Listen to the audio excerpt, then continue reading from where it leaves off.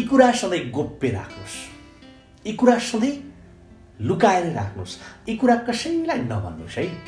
जुन कुरा म आज यो भिडियोमा बताउँदैछु, चाणक्य नीतिमा आचार्य चाणक्यले बताउनु भएको यो मिठो सन्दर्भ सामग्री, तपाईँलाई अति नै काम लाग्ने सन्दर्भ सामग्री आज म यो भिडियोमा सेयर गर्दैछु। दुनियाँमा सबैको चाहना हुन्छ प्रतिष्ठित भएर बाँचौँ, दुनियाँमा सबैको चाहना हुन्छ इज्जतदार भएर बाँचौँ, अरूले नहेपुन्, अरूले सम्मान गरून्, अरूले मान गरून् भन्ने चाहना सबैको हुन्छ। तर चाहना राखेर मात्र हुँदैन नि, त्यो चाहना अनुसार कर्म पनि गर्न जरुरी हुन्छ। हामी बोल्न पायौँ भने प्यार बोल्छौँ होइन, कहाँ कुन कुरा गर्ने भन्ने कुरा बोल्न पायौँ भने हामी ख्यालै गर्दैनौँ। धेरै गल्तीहरू हुन्छन् हाम्रो जीवनमा, ती गल्तीहरू यस्ता गल्तीहरू हुन्छन् कि एक पटकको गल्तीले जीवनभर मान प्रतिष्ठा धन गुमिरहेको हुन्छ। त्यस कारणले कसैलाई भन्न नहुने कुरा, सधैँ गोप्य राख्नुपर्ने कुराहरू यो भिडियोमा म व्याख्या गर्दैछु। नबिर्सिनुहोस्, यो मिठो सन्दर्भ सामग्री तपाईँका लागि अति नै महत्त्वपूर्ण साबित हुनेछ। त्यसकारण कान खोलेर एकैछिन 8 देखि 10 मिनटको समय मेरा लागि दिनुहोस्। जो व्यक्तिले यी कुराहरू लुकाउन सक्दैन नि, ऊ भिखारी सरह हुन्छ। बाउबाजेको सम्पत्ति प्रशस्त भएर के भयो, ऊ भिखारी तुल्य हुन्छ, ऊ कहिल्यै पनि माथि उठ्न सक्दैन। के हुन् त ती कुरा तपाईँ पनि जान्न चाहनुहुन्छ भने यो भिडियोलाई एक लाइक र एक शेयर पनि गरिहाल्नु है। एक शेयर मेरा लागि र यो भिडियो तपाईँका लागि हो। तर त्यसैले यो एक कुरा सधैँभरि लुकाएर राख्नुहोस्, गोप्य राख्नुहोस्। के हुन् त? नम्बर 1, आफ्नो कमजोरी लुकाउने गर्नुहोस्। लोग्ने स्वास्नी बसेर कोही आफन्त साथीभाइ आयो भने कस्तो हुन्छ भने श्रीमानका सारा कमजोरी श्रीमतीले खोलिदिने होइन। अब श्रीमतीका सारा कमजोरी श्रीमानले खोलिदिने, मानौ त्यो साथी भगवान हो अगाडि। त्यस्तो बानी एकदम धेरै हुन्छ। मेरो श्रीमानको अब अरू त सबै राम्रो, बहुत रिसाउनुहुन्छ भनेर साथीसँग खोलिदिने। अब ऊ साथीले के सोच्छ, यो मान्छे त रिसा रहेछ है, म सतर्क हुनुपर्छ। धेरै मान्छेले गर्ने गल्ती हो होइन। श्रीमानले भन्छ अरू त सबै ठिक हो, लास्टै लोभी छिन्।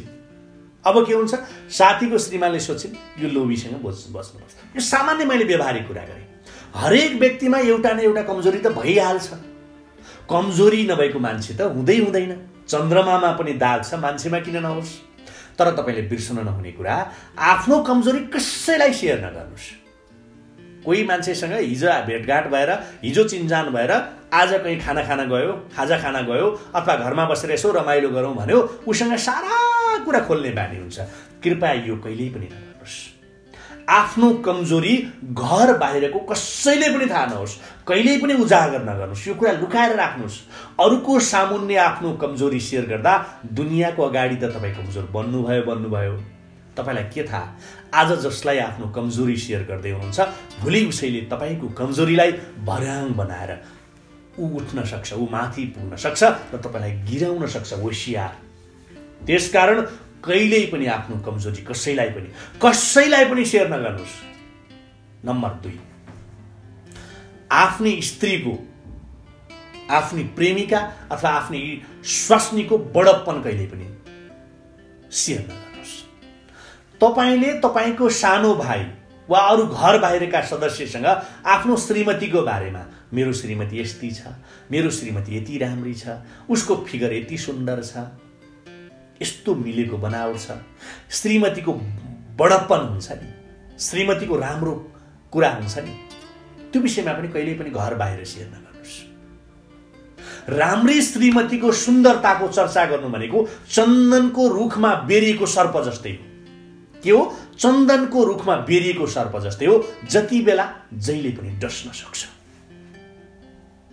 जति प्रशंसा गर्नु छ श्रीमतीको अगाडि गर्नुहोस् न, पत्नीको अगाडि गर्नुहोस् न। कमसे कम उनको ओठबाट मुस्कानका लहरहरू देखिन्छ नि। राम्रो कुराको प्रशंसा त गरिन्छ, तपाईँलाई लाग्न सक्छ राम्रो कुराको प्रशंसा म किन नगरौँ, तपाईँले भन्न सक्नुहुन्छ, तपाईँलाई लाग्न सक्छ, यो कुरा तपाईँको दिमागमा आउन सक्छ। तर मेरो प्यारे हजुर, यो मामलामा तपाईँ आफ्नी श्रीमतीको सुन्दरतालाई आफ्नो सौभाग्य सम्झिनुहोस्, दुनियाँलाई सेयर गर्ने कुरा नसम्झिनुहोस्। त्यो विष समान हुन्छ। अर्को कुरा, घरका स्त्रीको स्वभाव कहिल्यै पनि सेयर नगर्नुहोस्। मैले अघि पनि भने, श्रीमान श्रीमती बसेर कोही मान्छे साथीसँग कुरा गर्न थाल्यो कि अब अरू त सबै ठिकै छ, यो चाहिँ राम्रो छैन भनेर एकैछिनमा वार वार वार वार बोल्न थाल्ने बानी हुन्छ। यदि तपाईँले आफ्नो घरलाई सभ्य राख्न चाहनुहुन्छ, यदि तपाईँले आफ्नो घरलाई अनुशासित राख्न चाहनुहुन्छ, यदि तपाईँले आफ्नो घरलाई मर्यादित बनाउन चाहनुहुन्छ अथवा घरलाई घरका रूपमा परिचित बनाइराख्न चाहनुहुन्छ भने यो कुरालाई गाँठो पारेर राख्नुहोस्, यो कुरालाई कसेर राख्नुहोस् मेरो प्यारे हजुर। कसैलाई पनि नबन्नुहोस्। आज तपाईँको मित्र, आजको तपाईँको आफन्त भोलिको दुश्मन हुन सक्छ, भोलिको शत्रु हुन सक्छ। तपाईँका घरका स्त्रीको स्वभावका विषयमा, विशेष गरी घरका अविवाहित छोरीका विषयमा, घरका अविवाहित बहिनीहरूको खराब बानीको विषयमा कसैलाई पनि नभन्नुहोस्। मेरो छोरीको बानी यो खराब छ, यो पक्ष उनको ढिलो छ, यो पक्ष उनको लुज छ, मेरा दिदी बहिनी यसो गर्छन् भनेर कहिल्यै पनि कसैलाई पनि सेयर नगर्नुहोस्। किनकि भोलि बिहे गरेर अरूको घरमा जाँदा अप्ठ्यारो पर्न सक्छ। खराब बानीको कारणले चेलीबेटीको सम्बन्ध बिग्रिन सक्छ। बुझ्नुभयो नि? यो गल्ती कहिल्यै पनि नगर्नुहोस्। अनि अर्को महत्त्वपूर्ण कुरा, मेरी छोरी, मेरी बहिनी यति बजे घरबाट निस्किन्छे, यहाँ जान्छे, यो बाटो हिँड्छे, यो बाटो आउँछे, यस्ता कुरा पनि कहिल्यै पनि सेयर नगर्नुहोस्। भोलि गलत मानसिकता बोकेको मान्छेले जे पनि गर्न सक्छ। होसियार, कुरा सुन्दा सानो लाग्छ तर यसले ठुलो रूप लिन सक्छ। चेतनामा अर्को महत्त्वपूर्ण कुरा पनि बताइहाल्छु म तपाईँलाई। दुःखको उजागर धेरै मान्छेहरूले गल्ती गर्छन्। दुःख हरेक मान्छेलाई पर्छ। दुःखमा संयमता चाहिन्छ। दुःखलाई सहन जान्नुपर्छ, दुःखलाई लुकाउन जान्नुपर्छ। दुःख एकछिन दुनियाँलाई देखाएर तपाईँको अगाडि कठै भनिदेला, तर तपाईँको दुःखको फाइदा लिने बाहेक उसले केही गर्नेवाला छैन। योसँग त केही रहन्छ, यो त भिखारी रहेछ, यो त खाते रहेछ, यो त बाहिरबाट देख्दा बोक्रो मात्र रहेछ भन्न थाल्छ। एकछिन तपाईँसँग बसेर तपाईँले पकाएको चिया खाउन्जेल, तपाईँले पकाएको भोजन खाउन्जेल, तपाईँको सोफामा बसुन्जेल मात्र ए है कठै हो र छ कठै गर्ला। तर तपाईँबाट बिदा भएपछि अब सुरु हुन्छ कि उसले गएर सबभन्दा पहिला आफ्नै स्वास्नीले फलानाको त यस्तो थियो नि, होइन रहेछ नि, यस्तो रहेछ नि, त्यहीँबाट सुरु हुन्छ। पहिलो कुरा त तपाईँलाई ऋण दिने मान्छे, तपाईँलाई सापट दिने मान्छेले पनि तपाईँको दुःख देखेर तपाईँसँग शङ्का राख्न थाल्छ। तपाईँले कोही कसैसँग पैसा माग्दै हुनुहुन्छ, सापट माग्दै हुनुहुन्छ भने पनि तपाईँको वास्तविक हैसियत थाहा पायो भने यो खातेलाई पैसा दियो भने त्यसले पैसा फिर्ता गर्दैन भन्न थाल्छ। दिन्न, हेर्नुहोस् न। अविश्वास बढ्ने बाहेक अरू केही फाइदा हुनेवाला छैन मेरो प्यारे हजुर। त्यसैले दुःख कसैलाई नदेखाउनुहोस्। दुःख भनेको लुकाउने चिज हो। दुःख कोसँग हुँदैन? जसले लुकाउन जाने ऊ इज्जतले बाँच्यो, जसले देखायो उदान्यो, सक्यो। एकचोटि फुस्किएपछि फुस्क्यो फुस्क्यो। आफ्नो घरभित्रको, आफ्नो परिवारभित्रको दुःखलाई लुकाउन जानुहोस्। के खानुहुन्छ, के लाउनुहुन्छ, कसरी गुजारा चलाइरहनु भएको छ, कसरी चलिरहेको छ तपाईँको घर, किन दुनियाँलाई भन्न जरुरी?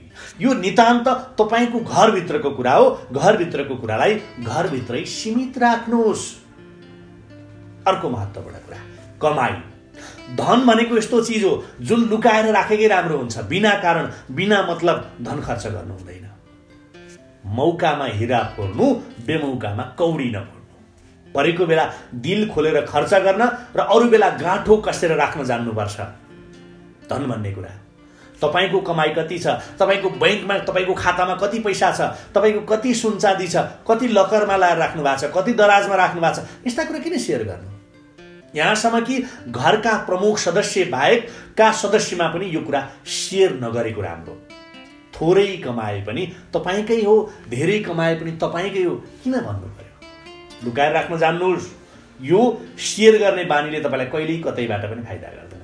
थोरै कमाउँदा उपहास, धेरै कमाउँदा रिस, डाह र लालच बढाउने मात्रै हो धन भनेको। तसर्थ यो कुरा पनि तपाईँले घरभित्रै सीमित राखेको राम्रो। यो कुरालाई पनि तपाईँले ध्यान दिन जरुरी छ। मैले भनेका कुराहरू कस्तो लाग्यो? आजैबाट यी 5 कुरा तपाईँले कतै पनि सेयर नगर्नुहोस् है। यी कुरा लुकाएर राख्नुभयो भने तपाईँकै इज्जत बढ्ने हो। परिआउँदा धन पनि तपाईँले दिल खोलेर खर्च गर्न सक्नुहुन्छ भनेर आफू नउदाङ्गिनुहोस्, आफूले आफूलाई ननङ्ग्याउनुहोस् मेरो प्यारे हजुर। आजलाई यति, अरू अर्को भिडियोमा। जय होस्।